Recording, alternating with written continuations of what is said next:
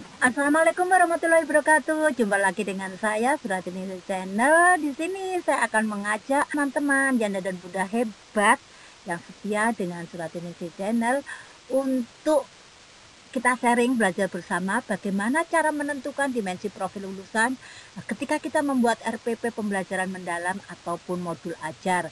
Jadi ada beberapa tips yang bisa saya bagikan ke panjenengan dan di sini sekali lagi kita sharing ya, kita belajar bersama. Tapi sebelumnya saya ingin menyapa panjenengan semua, bagaimana kabarnya? Alhamdulillah luar biasa. Saya harapkan selalu panjenengan diberikan kesehatan, kemurahan rezeki, kelancaran dalam beraktivitas dan sehat selalu. Oke, ya dan Bunda semua, yuk kita mulai sharing bagaimana cara menentukan dimensi profil lulusan di RPP pembelajaran mendalam. Yuk.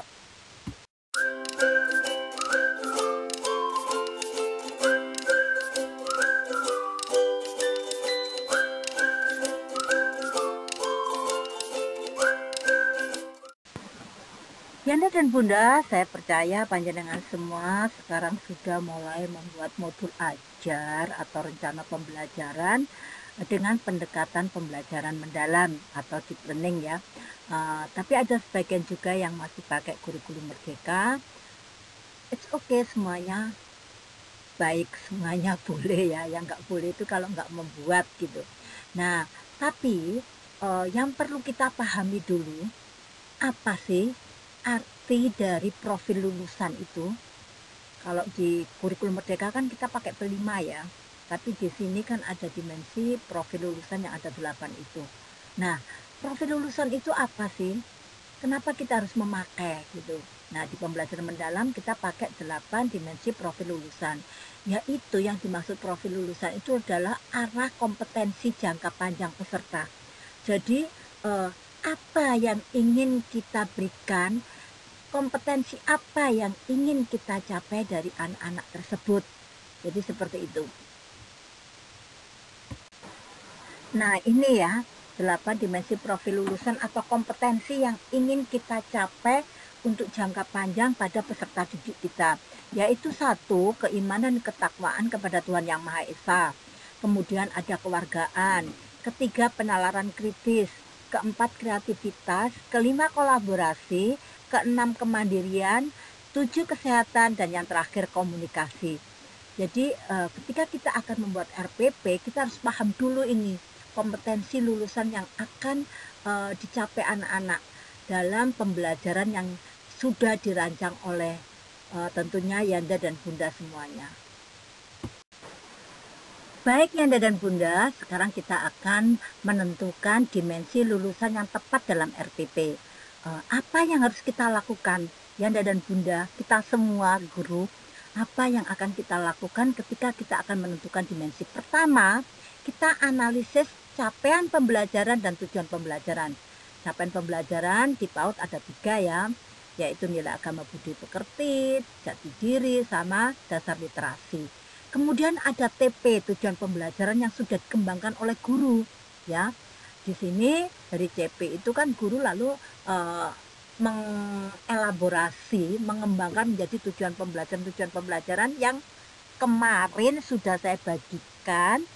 Panjenengan boleh download, boleh digunakan, atau mungkin direvisi, disesuaikan dengan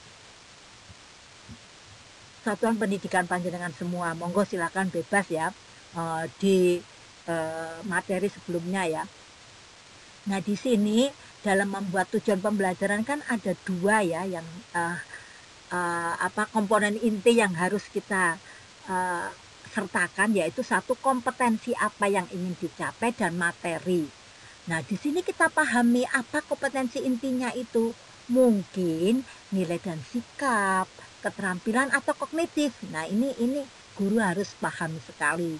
Jadi, yang pertama yang harus dilakukan oleh guru yaitu menganalisis CP dan TP-nya.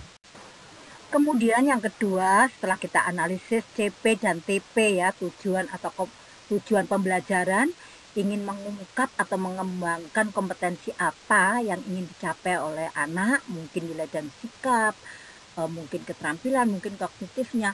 Lalu baru kita merancang aktivitas. Jadi setelah kita analisis ya CPTP-nya, kita kita rancang aktivitas atau kegiatan pembelajaran. Susun aktivitas kegiatan yang menghidupkan CP dan TP secara nyata. Jadi aktivitas atau kegiatan yang menentukan dimensi yang relevan. Contoh, aktivitas kegiatan ya, proyek, eksperimen, presentasi, bekerja sama dalam tim, dan lain-lain.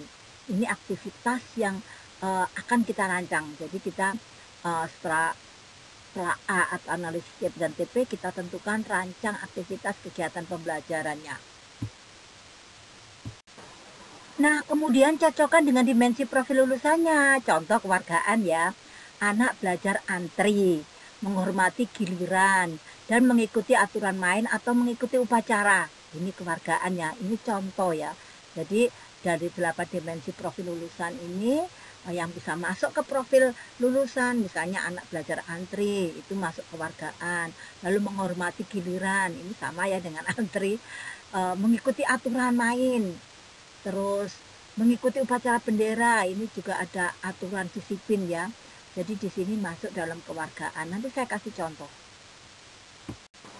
Sekarang saya akan memberi contoh untuk khusus kegiatan di lingkungan sekitar ya. Di sini anak-anak fokusnya itu di lingkungan sekitar, terutama sayuran dan buah. Jadi topiknya sayuran dan buah. Contoh aktivitas pembelajaran sesuai taksonomi Bloom dan dimensi profil lulusan. Nanti apa saja kegiatannya dan masuk dalam profil lulusan yang mana. Jadi saya kasih contoh ini.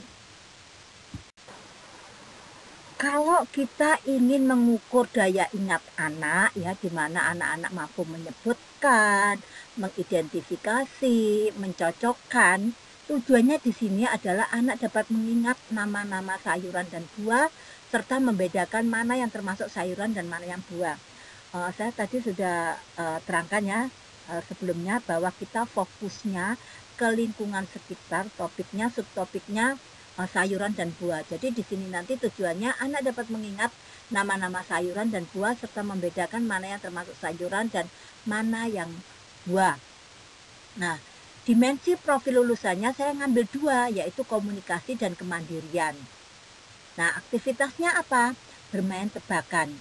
Guru menunjukkan gambar atau sayuran dan buah, boleh gambar, boleh buah asli ya, satu persatu. Anak diminta menyebutkan namanya. Ini komunikasi ya, latihan berkomunikasi antara guru dan anak. Lalu menyanyikan lagu sesuai tema, lagu sayur atau lagu buah, monggo silakan. Ini juga melatih komunikasi anak dan kemandirian anak. Karena apa? Kok saya masukkan kemandirian? Karena anak ketika menjawab pertanyaan guru, ketika diskusi, ketika bermain tebakan, dia tidak bekerja sama dengan teman, tapi dia mandiri, jawabannya sendiri. Jadi di sini aktivitas bermain tebakan dan menyanyikan lagu sesuai tema ini masuk dalam komunikasi, dimensi komunikasi dan kemandirian. Oke Yanda dan Bunda, sekarang untuk memahami di sini fungsi sayuran dan buah ya, tujuannya anak mampu memahami mengapa sayuran dan buah penting bagi tubuh. Nah, di sini ketika anak-anak kita ajak mengingat kegiatannya seperti tadi, lalu ketika kita mengajak anak-anak mampu memahami. Nah, dimensi profil lulusannya adalah kesehatan dan penalaran kritis. Di sini kesehatan, anak mulai mengaitkan makanan sehat dengan tubuh yang kuat dan sehat. Sedangkan penalaran kritisnya, anak mencoba mencari jawaban atas pertanyaan mengapa dan apa yang terjadi jika, gitu ya. Jadi untuk kesehatan ini yang anak mulai mengaitkan makanan sehat dengan tubuh yang kuat dan sehat, ini aktivitas kegiatannya anak-anak saya ajak diskusi. Guru bisa bertanya, mengapa kita harus makan sayur dan buah? Atau apa yang terjadi kalau kita tidak makan buah? Jadi seperti itu. Nah, di sini kan anak-anak mulai berpikir ya. Kemudian untuk penalaran kritis, anak mencoba mencari jawaban atas pertanyaan mengapa dan apa. Ini anak-anak bisa diajak bermain peran, anak-anak diajak menjadi superhero yang kuat karena makan sayur dan buah. Jadi ketika Misalnya Popeye, Popeye ya kita bisa, atau mungkin anak-anak melihat video ya. Popeye itu kan ketika dia, ini contoh ya, contoh mungkin sekarang nggak ada ya film kartun Popeye ya. Ini saya kasih contoh aja sih, yang superhero Popeye, Popeye itu kan makan bayam jadi badannya kuat kan, jadi seperti itu. Coba nanti dicari sendiri superhero yang bagaimana yang bisa mencerminkan ketika dia akan menjadi kuat karena makan sayur dan buah. Nah, ketika anak-anak sudah mampu memahami, anak-anak kita ajak menerapkan. Nah, di sini kegiatannya yaitu membuat salad buah sederhana. Tujuannya apa? Anak dapat menerapkan pemahaman tentang buah dan sayur dengan membuat sesuatu yang nyata. Nah, di sini aktivitasnya anak-anak kita sediakan buah-buahan yang sudah dipotong, mungkin pisang, apel, melon, monggo. Ini terserah ya. Lalu yogurt, anak-anak diminta menyusunnya sendiri di dalam mangkok. Dimensi profil lulusan di sini saya ambil 3, yaitu kolaborasi, kemandirian, dan kesehatan. Kenapa? Di kolaborasi anak belajar bekerja sama dengan teman saat menyiapkan atau berbagi bahan. Karena bahan tadi kan disiapkan oleh bu gurunya ya, jadi dipakai bersama, bukan sendiri, bukan milik kita, tapi milik bersama.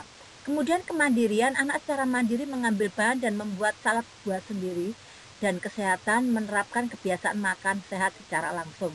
Jadi ketika anak sudah membuat lalu dimakan, ketika anak-anak makan bersama itu akan lebih, anak-anak lebih apa ya, lebih suka gitu loh. Mungkin kalau di rumah dia nggak suka ya, tapi ketika membuat hasil karya sendiri dimakan bersama teman-temannya, ada apa ya, adrenalin untuk suka dan menghabiskan makanan tersebut. Tujuannya itu ya, jadi menerapkan kebiasaan makan sehat secara langsung. Lalu menganalisis, anak-anak kita ajak mengelompokkan buah dan sayur. Tujuannya anak dapat menganalisis dan mengelompokkan buah dan sayur berdasarkan kriteria tertentu. Misalnya mengelompokkan ya, sediakan berbagai gambar atau benda asli buah dan sayur. Minta anak untuk mengelompokkannya, misalnya mana yang warnanya merah, mana yang tumbuh di pohon dan mana yang di tanah, atau mungkin berdasarkan kulit ya, kalau buah, mana buah yang berkulit halus, mana buah yang berkulit kasar, atau selain berdasarkan warna, terus berdasarkan kulitnya, terus tumbuh di mana. Nah, di sini saya masukkan dimensi profil lulusan penalaran kritis. Anak harus berpikir dan menganalisis karakteristik setiap benda untuk bisa mengelompokkan dengan benar. Untuk kreativitasnya, anak bisa diajak mengelompokkan dengan cara mereka sendiri. Misalnya mana yang kulitnya halus dan mana yang kasar. Jadi ini kita beri keleluasaan kepada anak ya.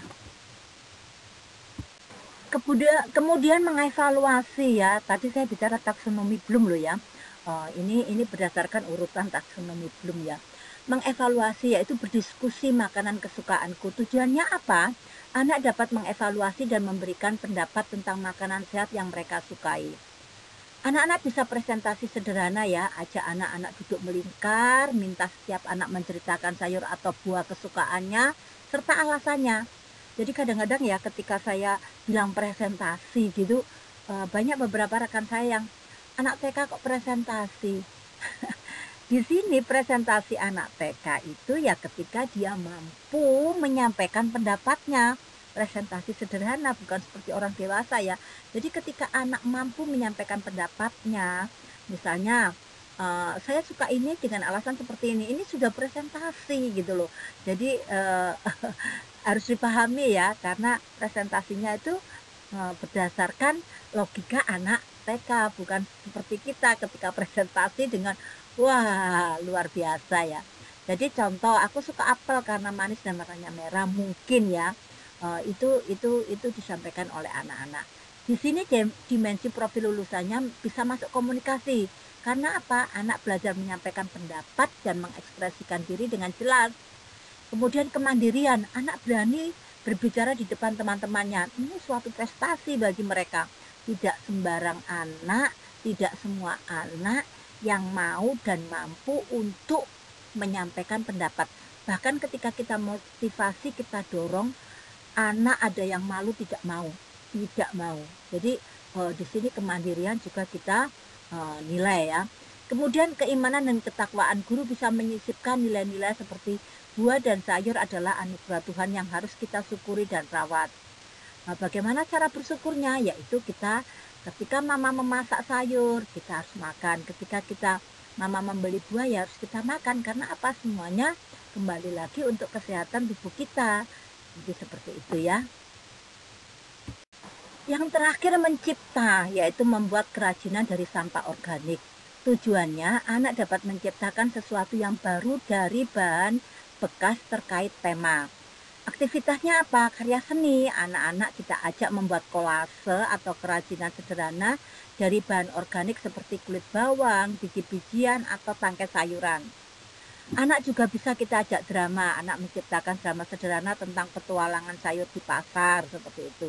Nah, dimensinya profil lulusan ada kreativitas. Di sini mendorong anak untuk berpikir di luar kotak ya, untuk menciptakan karya dari bahan yang tidak biasa. Karena biasanya anak-anak kolase kan dari kertas, seperti itu ya. Nah ini dari sampah organik. Jadi mungkin anak-anak bisa kita ajak di rumah, kita beri tugas ya, ini kolaborasi dengan orang tua ya. Anak-anak besok membawa kulit bawang. Mama kan habis masak, dikumpulin, nanti kalian bawa ya. Nah, ini digunakan untuk kolase. Kemudian kolaborasi, mereka bekerja sama untuk menghasilkan sebuah karya. Ini bisa satu gambar dilakukan oleh kelompok anak, atau mungkin yang bisa kita kolaborasikan seandainya anak-anak membuat sendiri ya hasil karyanya. Bahan-bahannya mungkin lemnya itu enggak sendiri-sendiri, tapi lem satu dipakai bersama. Ini kan kolaborasi juga ya. Kemudian kewargaan, anak belajar tentang pentingnya daur ulang dan menjaga lingkungan. Jadi sampah-sampah organik itu bisa kita manfaatkan untuk menjadi benda berkarya loh ya. Bisa kita jadikan pupuk. Jadi karya seni membuat kolase, tapi bisa juga nanti anak-anak untuk eksperimen membuat pupuk organik juga bisa. Jadi ini untuk mencipta. Nah teman-teman, itu sedikit ya, sedikit dari saya tips ya bagaimana cara kita menentukan profil lulusan ketika kita mau menyusun modul ajar atau RPP dengan pendekatan pembelajaran mendalam. Saya harapkan teman-teman lebih paham bagaimana kita akan membuat RPP atau modul ajar dengan pendekatan pembelajaran mendalam atau deep learning PAUD ya.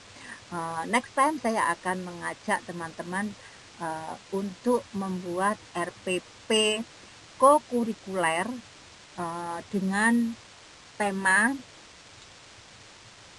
gerakan kebiasaan ya, gerakan 7 kebiasaan anak Indonesia hebat.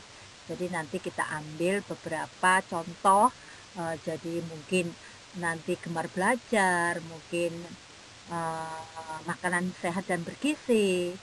Nanti saya mencoba untuk belajar bersama panjenengan bagaimana menyusun RPP kokurikuler. Tentunya masih dengan pendekatan pembelajaran mendalam. Dan semoga apa yang saya sampaikan ini bermanfaat bagi panjenengan semua. Dan terima kasih karena masih setia dengan Surat Indonesia Channel. Sekali lagi saya ucapkan terima kasih dan akhir kata, Assalamualaikum warahmatullahi wabarakatuh. Salam sehat selalu dari saya. Dah.